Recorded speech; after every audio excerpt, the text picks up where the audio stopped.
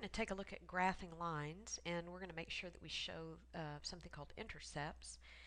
So it says to graph each line and be sure to find and show the intercepts. So you may be asking yourself, well, how in the world, first of all, do I know that this is a line? Well, let's take a look at how we know that. Every straight line in the coordinate plane, in the coordinate plane, has an equation that can be written this way. It's called the standard form. Ax plus by is equal to c. And here's the thing, the qualifications are these have to be real numbers, can't be imaginary, right? And then this book is going to just say that the other qualification is just that a and b are non-zero, okay? And both non-zero. In other words, one of them could be a 0, but you can't have both of them 0.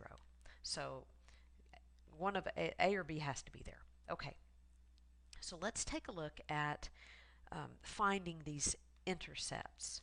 So if I tell you that something crosses the x-axis, just, I don't know, somewhere it crosses the x, if I locate that point and I label it, let's just see, 1, 2, 3, 4, 5, 6.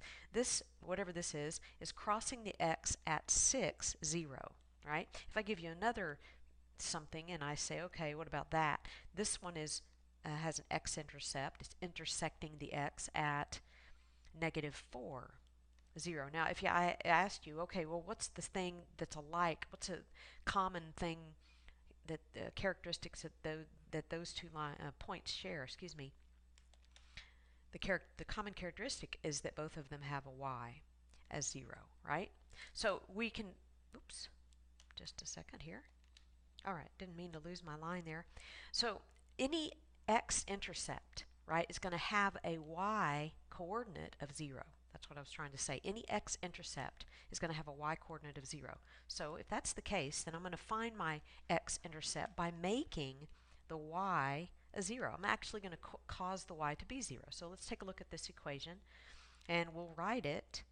But instead of writing the y variable, I'm just going to write 0.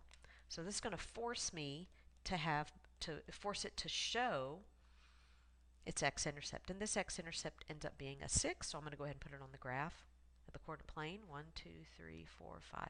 This is going to graph a line by giving me my by showing me my two intercepts. So I'm going to now go ahead and find the y-intercept. And you can imagine that logically we can conclude that the y-intercept would be a result of making the x a 0, and that's true. So we're going to write this, but instead of x, we're going to put in a 0. The other one is going to go back to the variable, okay, y. So we have a -9y is equal to 18, and we're going to have y is equal to divide by -9 divide by -9 is going to be a -2. All right, so I'm going to go ahead and put that on my y-axis because these are intercepts on the two axes. Okay, and now let's just go ahead and graph my line. I'll go ahead and connect, excuse me, the 2 points, and there's my line. Okay, so pretty simple. If I have an equation in standard form, these are probably going to be the easiest way. This is going to be the easiest way to graph it, most likely. Okay. All right, we're going to take a look at this one. Now, this is not in standard form, but they still want me to show intercepts. But initially, I'm just going to rewrite this in what we call, or I'm going to point out that this is very close to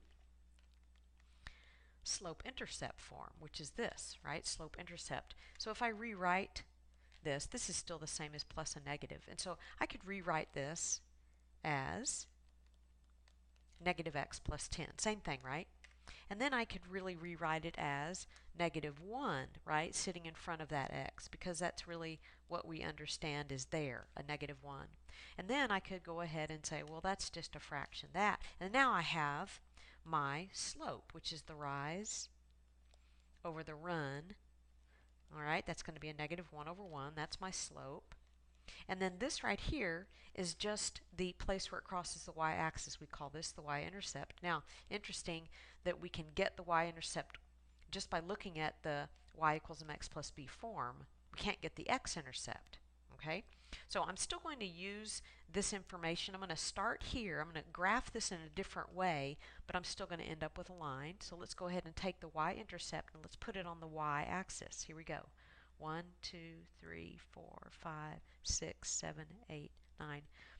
There's my y-intercept. Now from this, the way this is different than the other one is now I'm going to use my slope, but I'm going to make my pen move two directions, the rise and the run, before I make my next dot. So I'm going to go down 1 over 1, put a dot.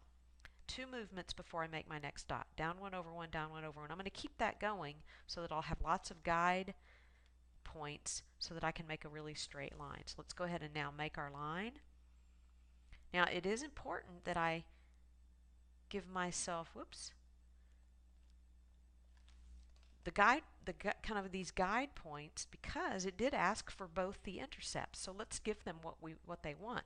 The y-intercept, right, is what? Over 0 up 10. Okay. The x-intercept, which was not obvious by looking at it, right? The x-intercept is also going to be a 10, 0.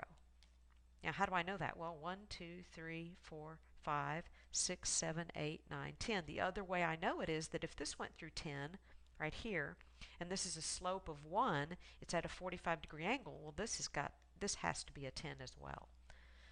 Okie doke. Thanks for watching.